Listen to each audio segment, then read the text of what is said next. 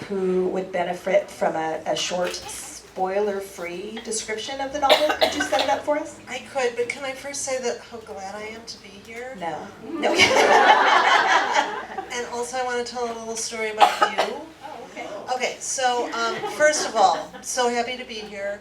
And many, many years ago, decades, Sarah Bagby wrote me and wondered if I would come to Wichita.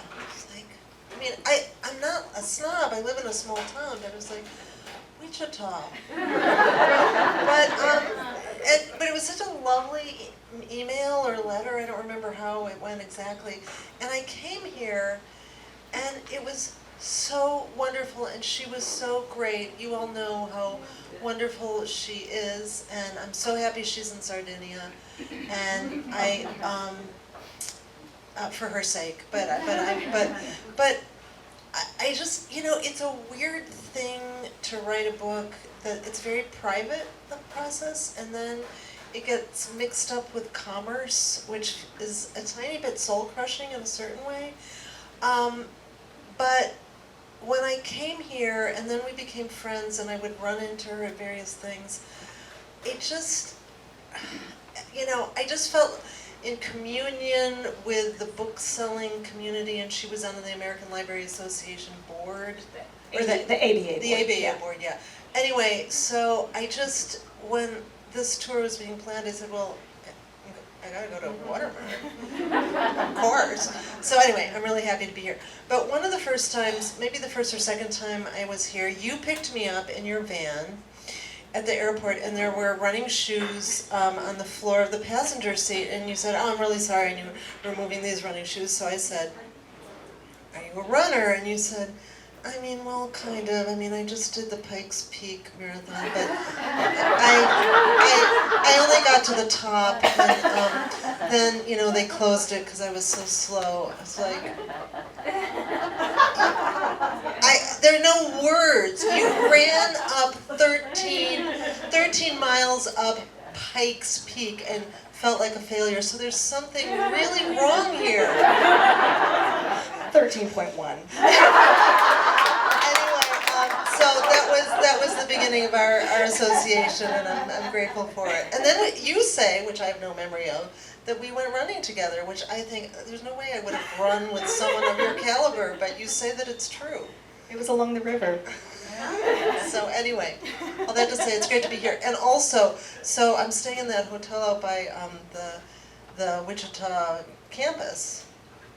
State campus. Wichita State University. Oh, Yeah. oh, on the Innovation Campus? Yes. Okay. So, I learned somewhere from maybe the person checking me in that there's a Frank Lloyd Wright building on there, and I grew up in Oak Park, Illinois, which is just, you know, you can't, they're everywhere.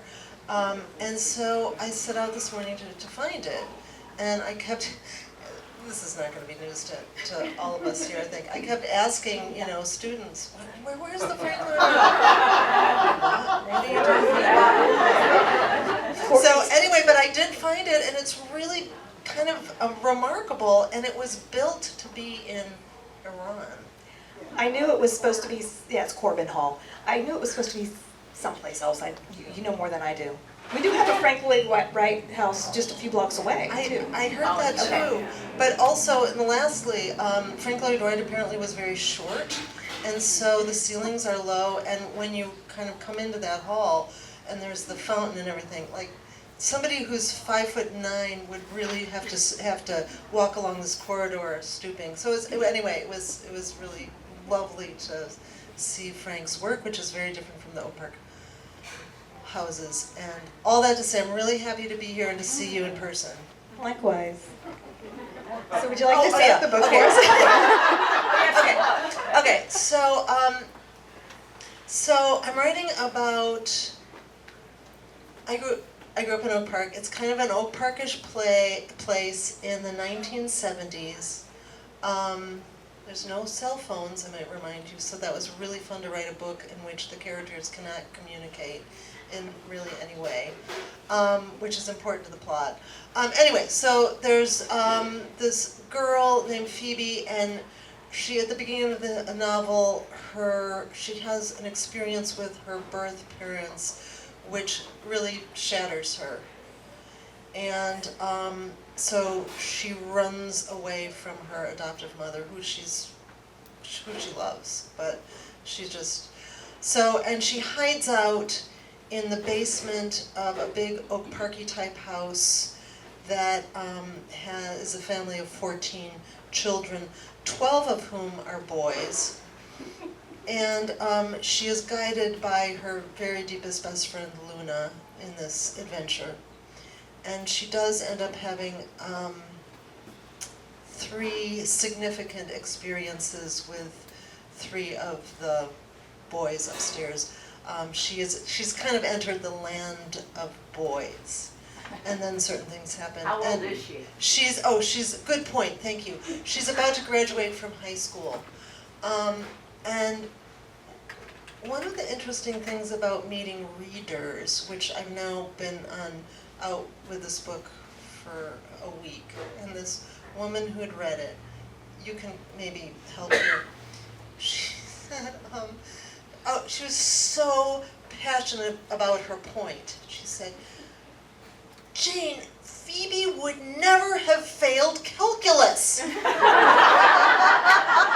She just would not have.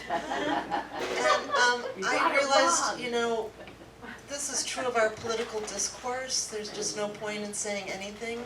So I was like, oh, well, I'll have to think about that. But I think it's pretty well defended that she would have. Thank you.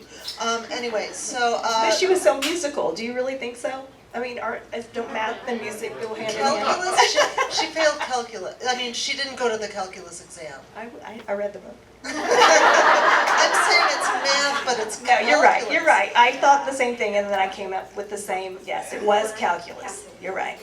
Have you ever, so anyway, that's kind of the gist of it, but, and I don't know, one time I took this bicycle repair a workshop, and it was like a 2-day thing, 7 hours on one day, 7 hours on the next day, and we had our bikes and we had our stations. And then, Phil would, on his bike, would take apart the derailleur and say, okay, now you go to your station and do it with your bike. And Phil, I mean, I had never felt before how a really silly, empty-headed girl must feel in calculus, and it was so, I mean, it was just, I couldn't do it. So anyway, I think it's actually important to have those experiences, to be the worst, or the end. I want to talk about the main duo in the book. You mentioned Phoebe and Luna. Tell us how they met. Luna and Phoebe, Phoebe is from South Forest, and Luna is from the neighboring suburb that is very Tony. And they meet at the public library, and they are both looking for Jane Eyre, which is a very important book for both of them, and so they fall into conversation in the, in the B shelf, the B section. Was it you the other day who asked me why Jane Eyre? That was my next question. Why Jane Eyre? Yeah, and I think I gave you a kind of a silly reason because I wasn't prepared for that question, and it's great to have good questions where you go, you're sort of, anyway, I think I said, well, it's a great book, and blah, blah, blah, and whatever I said, but then I thought about it, and the reason that book, which I wasn't thinking about at the time, I mean, who doesn't love that book? It's such a great book, and when you're young, and there's the love interest, and she's trying to find herself, and she's so oppressed. But there's a sustained conflict in Jane Eyre, for Jane Eyre, trying to figure out if she wants autonomy or if she should be submissive. I think that's Charlotte Bronte's quandary in guiding her on her journey, so to speak. Anyway, so, you know, I think for Phoebe, that also is the question that she's asking herself as she looks back.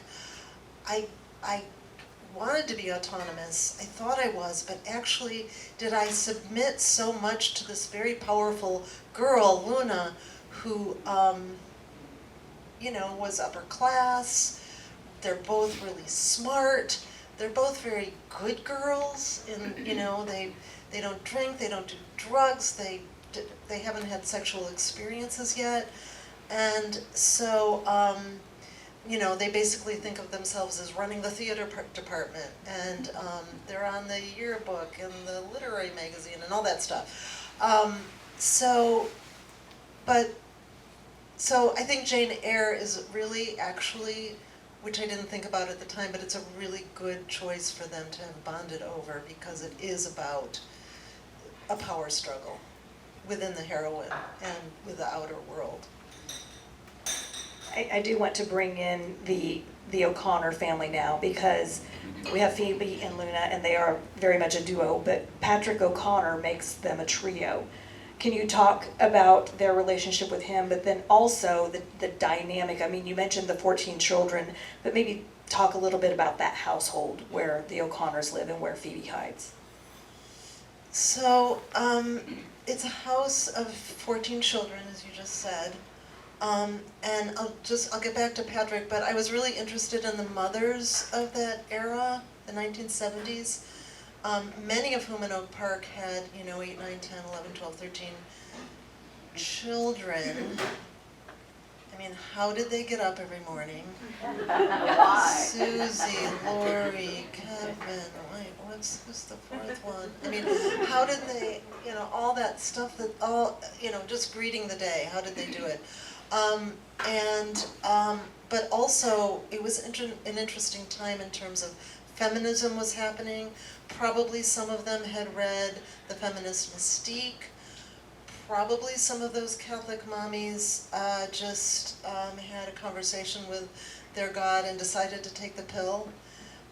Some of them, you know, eventually went to work. I just think there were a lot of tensions for those mothers, and so Phoebe is experiencing, as she runs away, and she's an only child adopted, you know, she's observing what it is to have siblings, and she hears all the running back and forth overhead because she's hiding in the basement, and the house is so chaotic.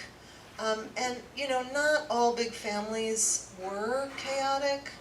I had a friend who was one of 13, and the mother had file cabinets in one room and files on everyone. But in this household with the mother, Bridget O'Connor, it's just pure chaos. The kitchen is disgusting, and it's of great interest to Phoebe. And Patrick is I kind of think he's the moral center of the book, because he's very serious and he's kind of watching Phoebe and Luna go through their gyrations and saying, are you sure? And can I just say as an aside that although this is fiction, I did experience a household like this when I was a teenager. And recently I went to the funeral of one of the Oak Park mommies, and the night before the funeral, a lot of Oak Park kids, my friends, were sitting around talking about the old days, and we kept coming back to this one house. So I realized that I am not the only person in my class who still thinks about that house. But today I got a text from someone who I would say gave some of his DNA to the Patrick character. I just, you know, I didn't think of he or his brothers reading the book. And he was saying, whatever he was saying about it, he said, well, you do know that Patrick O'Connor resembles ... And he said, that doesn't matter. And I said, he's the moral center of the book. Anyway, that's just a little, like, it's a little cringy to have to fess up to the little points of reality that feed the stew that is fiction. So Patrick's important, especially to Phoebe, because he keeps trying to steer her, and she listens, she admires and loves him, but she is having so much fun with some of the other brothers that she can't quite take his advice. I want to keep going with this motherhood theme, because you present various characters through so many forms of motherhoods. You know, there's the single adoptive mother, there's the biological mother who has given up her child, there's the mother to the Irish brood, the socialite mother, and even the mothering tendencies of the housekeeper. And finally, Phoebe as a mother. So what did you want to explore about motherhood beyond Bridge and her 14 children? I mean, it's such a big topic, and I think there's quite a bit about fathers in the book too, which I only kind of thought about the other day. I mean, the fathers have their secret drinking club and so forth, but I mean, and many of us here, I'm sure, are mothers, and I'm watching my daughter be a mother, and I think about my mother and my grandmothers, and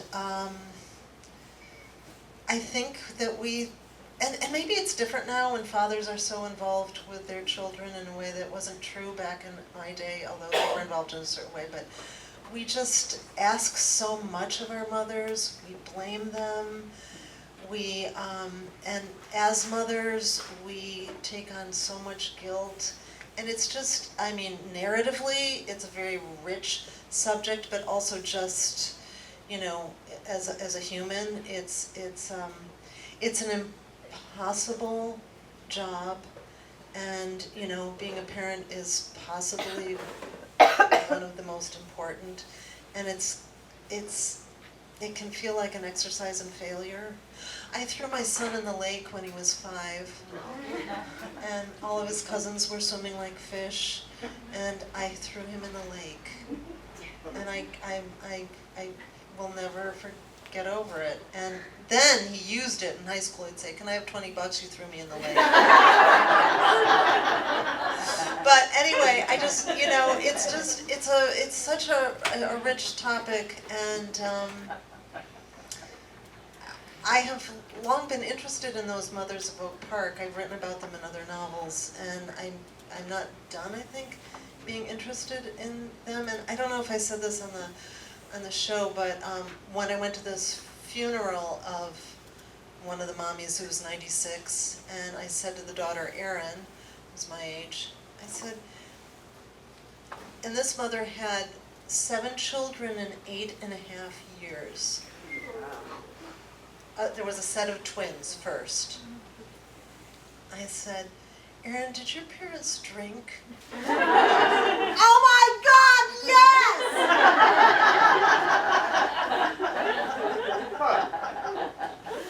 So, you know, I mean, you know, I think about the mommies on our block. There were 85 kids. You know, they all coped in their own special ways, and some of them had faith. Some of them were probably a little alcoholic. Some of them were probably keenly depressed and took to their bed, and let the kids, the older kids, raise the children. I mean, there were various ways to get through it. How many siblings did you have? I have just a meager 4, which was really a smaller family in those days. Yeah. My mother told me not long before she died that there's, you know, Duncan, 2 years Bruce, 2 years Jeremy, 2 years Sarah, and then 5 years me. She said she had a miscarriage between me and after me, and I was like, had you no restraint? What? What? So that, you know, I would have had a really different experience just being kind of in the middle there. I want to talk about the musicality in the Phoebe Variations. Several of the characters in the book, Phoebe, Johnny, several of the O'Connor brothers, They possess strong musicality, and you include a lot of details about concertos and composers and folk music. And this isn't your first book with a musical subplot. Talk to me about your relationship with music. Well, I grew up in a reading culture and a music culture, I would say, because my older sister was a really good piano player. So, what luck to grow up with just music always going on. She played the cello, she played the piano. My brother played the clarinet. And so I was not a good piano student, but and my piano teacher, who taught my sister also, always said, "Why can't you be more like your sister?" Which is not good pedagogy, by the way. But anyway, she could trace her lineage back to Beethoven. She said, Beethoven taught so-and-so, who taught so-and-so, who taught me, and now I'm teaching you. Which really, no pressure. But I just, music is a way to make life endurable, and for Phoebe, it's her entree into a spiritual life, I think, and also this happens with reading too, I think. You're kind of in communion with your best self when you're reading and also playing music, and so it was lovely to give that to her. And also because I wasn't a good piano student, it was really fun to imagine what it would be like to be able to play at that level. And when you give your characters music, you have to listen to what they are, playing or listening to, so that's also a real pleasure. But there's a moment in the book when she has this experience with her son playing a concerto, a Bach double piano concerto, and it was not in the book until the very end. Like, I was in the editing process with the editor, and I just kept listening to this concerto, and it's so beautiful, and I just really wanted some way for Phoebe to have to play that concerto, even though it wasn't yet in the book.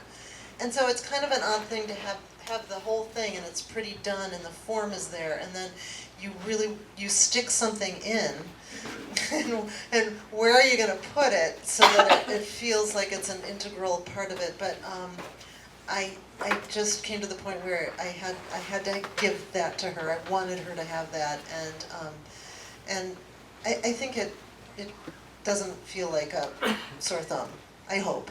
But anyway, so that was a real, it was a very joyful experience writing her and being in that world.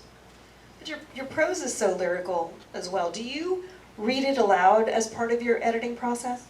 I do. I think it's really important to, I type, I print, because we came of age. I'm a little older than you, but when we would lose things, within the computer age, Yeah.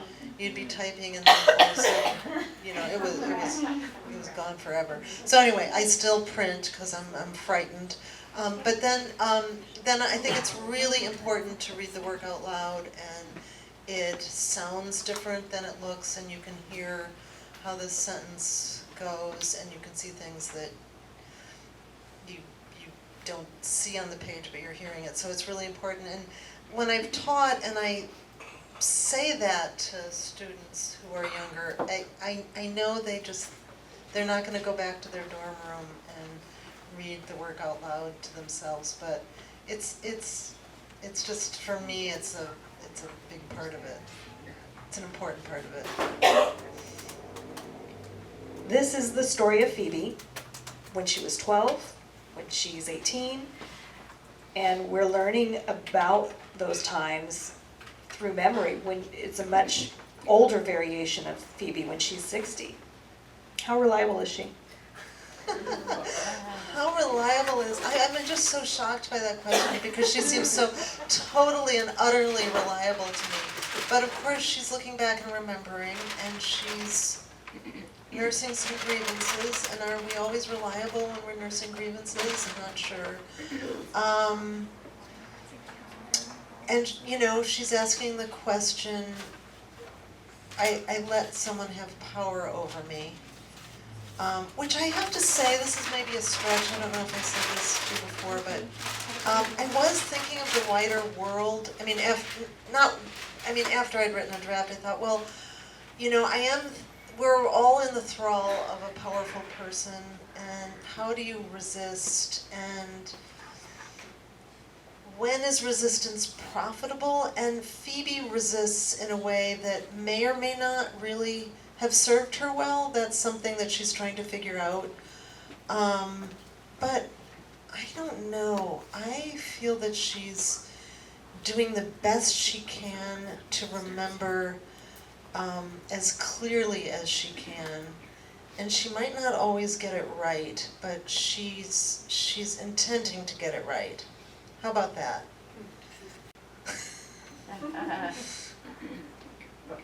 I guess, I do, but I always question memory.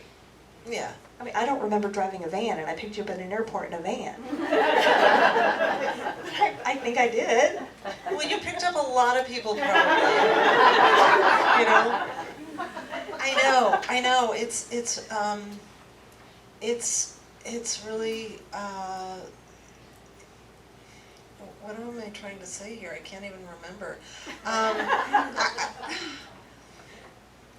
Well, I think there's an interesting developmental thing that happens when you get to a certain stage where you do remember, and Phoebe I don't think is quite as old as I am when she's telling the story, but there are certain things that really come back with a kind of clarity that, and I mean there must be some brain function, and why does that happen? I don't know, but so, and of course she's not in touch with anybody from her past, so she can't corroborate so in that way her telling is maybe somewhat suspect because she doesn't have any checks. It's all hers. In late 1996, Oprah Winfrey started a book club, and her third selection for November of 1996 was your book, The Book of Ruth. Oprah said, "It's not the plot but the voice that will haunt you for a long while, the voice." And then her 31st selection was A Map of the World by Jane Hamilton. The quote I found on her website said, "I love this book, Oprah." I want to ask you about this experience because we're nearly 30 years removed from what I assume was an initial phone call from Oprah. Talk to me about that experience 3 decades later, if you can reliably recall. She drove up in a pink Cadillac. Also, to be fair, I did drive a van. I remember it now. I just don't remember picking up authors in the van. Well, I don't know if I told you that, because this part, but maybe I did. But so whoever heard the show, but I didn't ask you about this. Oh, you didn't? Okay. So the Book of Ruth was published in '88, and her publicity person or production person called and asked if I would come to meet her because she really liked the Book of Ruth. This is long before the book club. And I didn't really watch Oprah, and I called the publicist and said, should I do this? And they were like, yes, you should. Because, she was, even so, very influential. So I went down to Chicago, to the Harpo Empire, where she had her show at that point. And I sat through a show, and then in those days, you would pass before her, and it was like church, and she would greet every single person. So they told me to be the last in line and tell her who I was, and I felt like really so idiotic, Hi, Oprah, I'm Jane Hamilton, I wrote the Book of Ruth. And she did that thing where she just went, and maybe at that point they said it was going to be a surprise. Maybe she didn't know that I was coming at that point, I don't really know, but she began to spontaneously quote from the book, which I've never had that experience before or after, and it was remarkable. And then we went upstairs into the Oprah Empire and we had lunch and we just talked about books nonstop, and it was really impressive. And her gift, she really does have real true charisma, which is rare. but she makes you feel loved, like you've known each other forever, like you have everything in common and could talk for days and days on end, and it was just really fun. And I don't know this to be a fact at all. This is just how I think it might have gone, because Alice McGee, her producer, who went to Oak Park River Forest High School, I think she, who was present at the luncheon, thought, we could have a book club maybe. Maybe that's something we should think about. I don't know, because it was so fun. And then really, truly the best part was that I had this checkout person at the grocery store named Ethel, and she loved Oprah, and when I went through the checkout line, she would recite from the National Enquirer and just tell me everything that was going on in the world. So anyway, I said to Oprah, I have this checkout lady, Ethel, and she loves you so much. And she said, okay, wait. And she went and got this big photograph of her, this glossy photo, and she's wearing this red plunging neck-like gown, and she was at her slimmest at that point, and she wrote, "For Ethel, you're a sweetheart for watching Oprah." And so then I got home, I went to the grocery store, it was in an envelope, I said, "Hey Ethel, I have a little something for you." And she, really almost had heart failure. So that was really kind of Almost fun. as bad as throwing your son in the lake. But I wasn't her mother, so I didn't feel that bad. So all that to say, that was really, I think of that as like probably the most fun experience I had with Oprah, and then, so grateful to her. But the next two times being on the show and all the things that went with it, there were just it was very well organized, and there were certain tasks to accomplish, and it was really fascinating to see the whole, but I also was very grateful, there were a lot of debut novelists whose books were chosen by Oprah, and it was their first experience, and I think many of them thought, well, this is how it's going to be. And the Book of Ruth had been published for several years. There were 85,000 copies in print. I was amazed and so beyond my expectations. So when the Oprah thing happened, I knew very well that there was going to be this glare, and then it was really going to be over. I mean, that level of attention. So that was important for me to know, and just go back in my little cocoon and carry on. So, but it was all fascinating.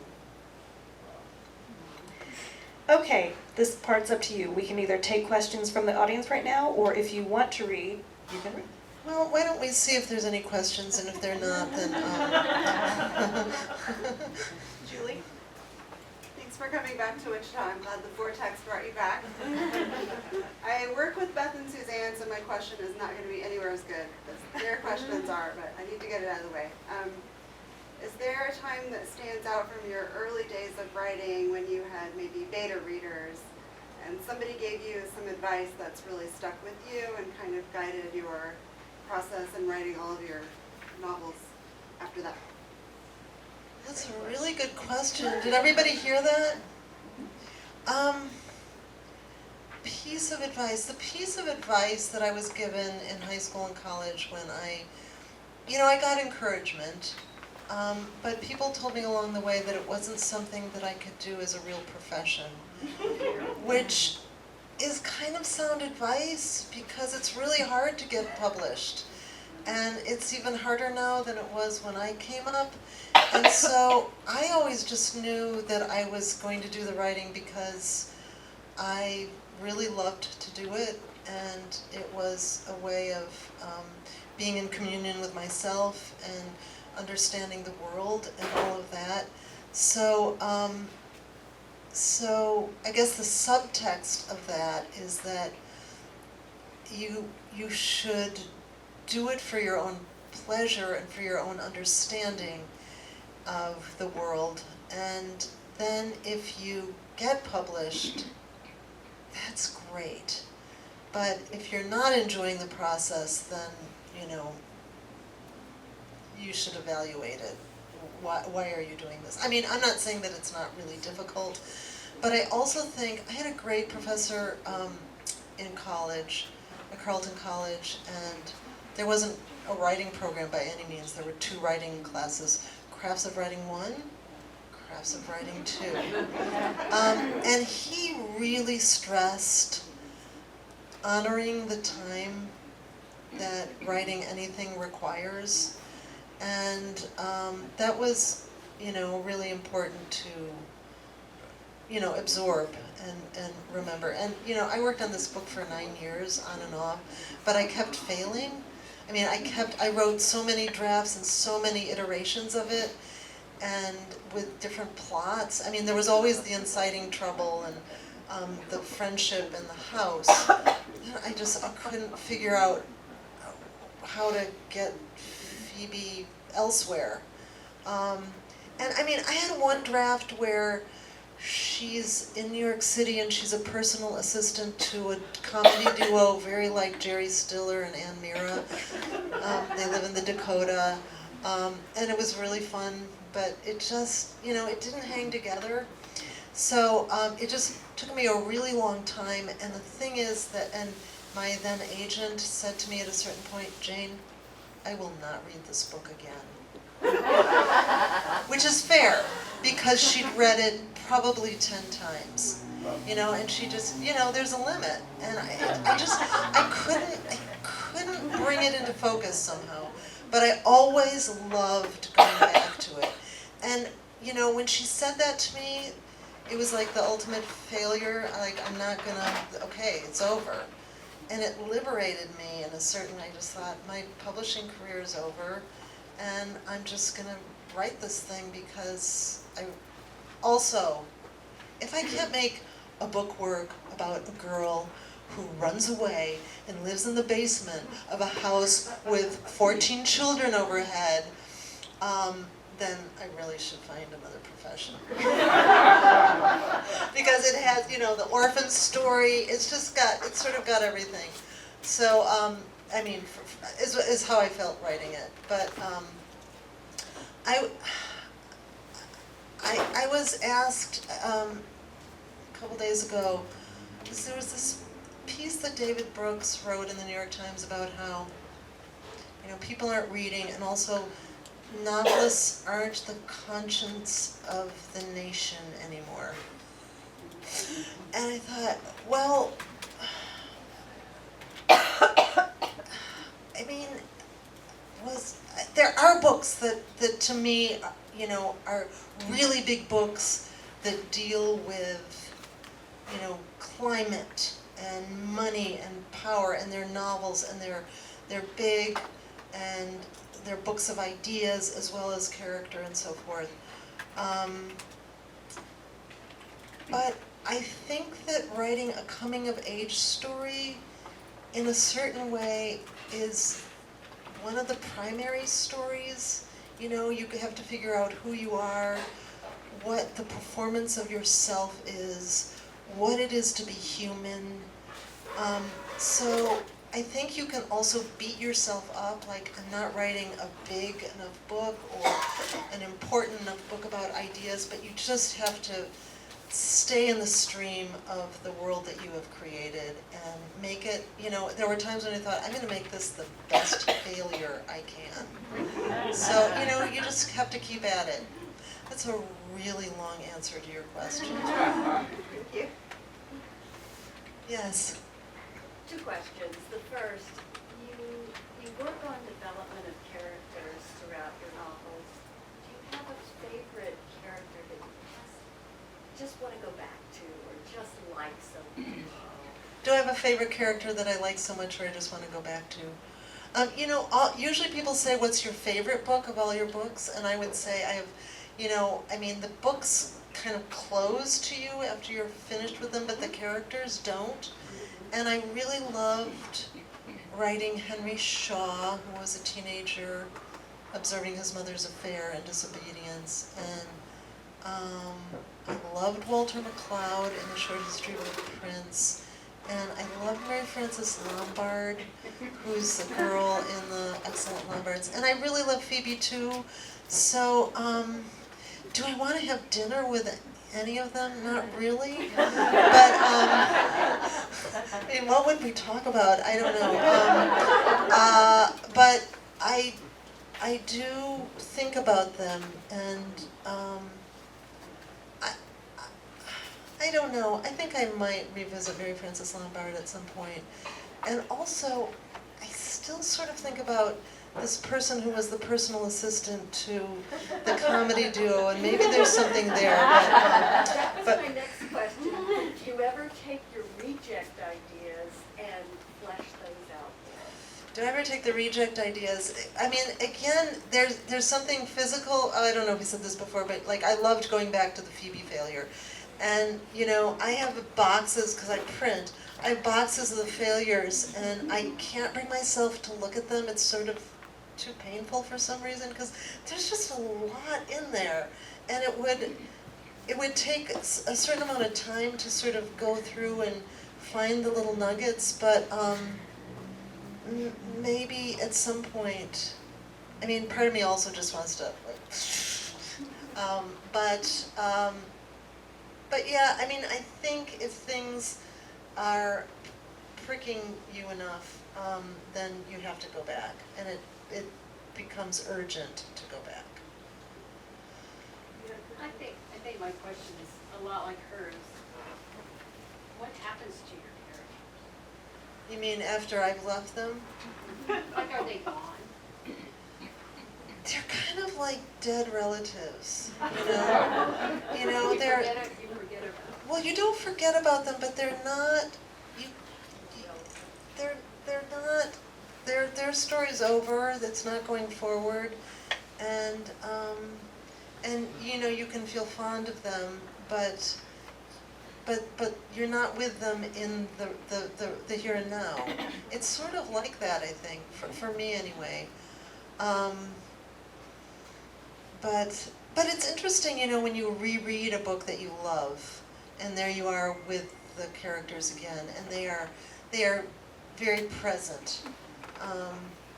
And I don't go back and reread my books unless I have to for something or other, and that's kind of an alarming experience. I mean, you know, because like, why did I do that? Or, oh, I was writing about my marriage and I didn't even realize it. I mean, I think it was Arthur Miller who said that, you know, anybody who writes something is revealing things about themselves that they are not even aware of, which again is alarming.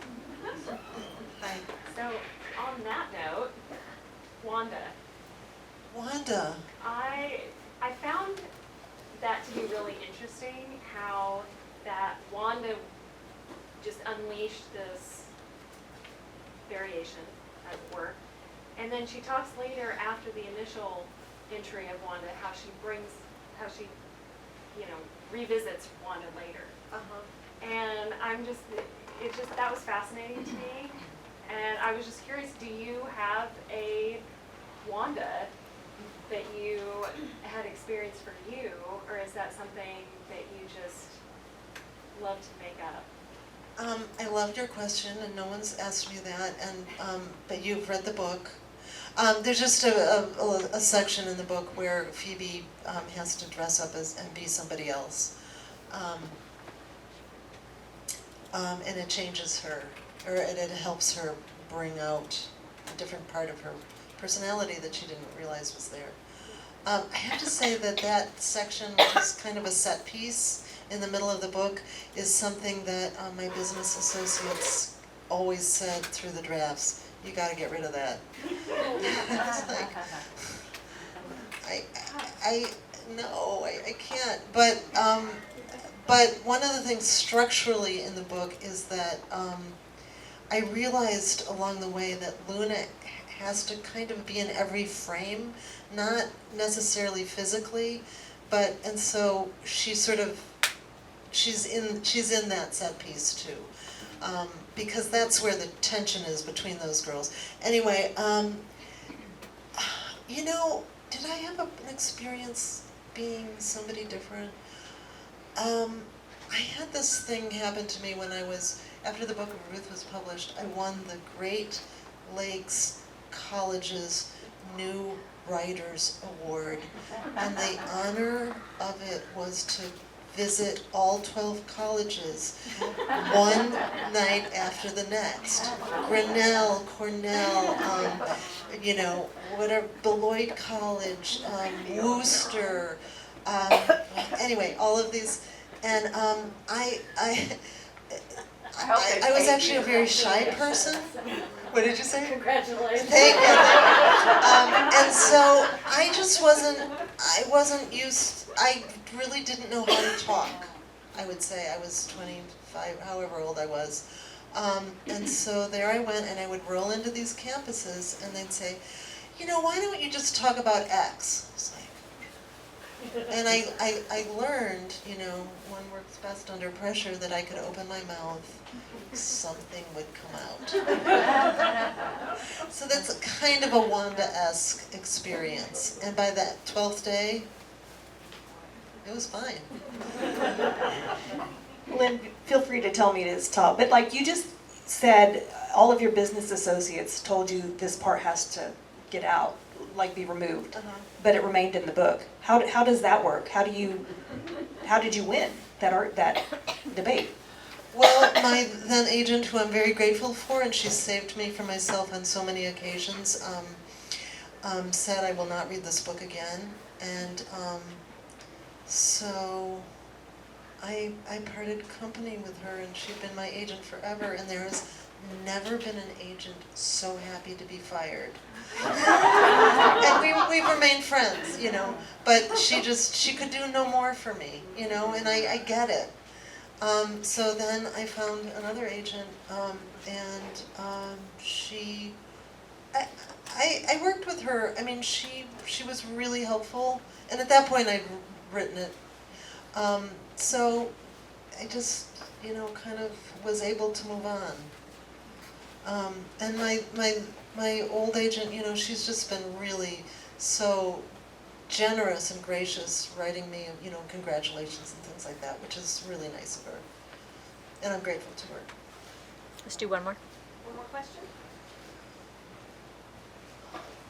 Maybe we've said everything that possibly could Oh, I be have said. one.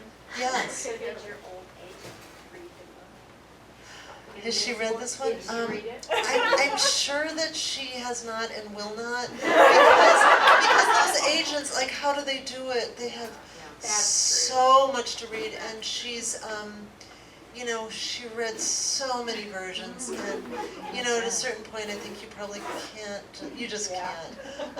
But I'm sure she's read, you know, the reviews that have been, you know, Publishers Weekly and stuff like that. And did my old editor, who also rejected it, who I'm so sad, will she read it? Probably not. But you know, I've had really wonderful people to work with through the years, and with this new publisher, which is a smaller publisher, amazing experience. And I had a really great editor who would say things to me like, Gene, there's a sentence on page 173 that I think would be better on page 36. She just absorbed the thing at a very deep level, and I'm very grateful to her. And, you know, not everybody, I think, is this true for, but I really like to be edited. And she also is 44-ish, maybe. So I really liked her perspective. And at one point she said, you know, we're kind of aiming our books at the 40-somethings, the 30-somethings, 40-somethings. Those are the women that tend to read these books.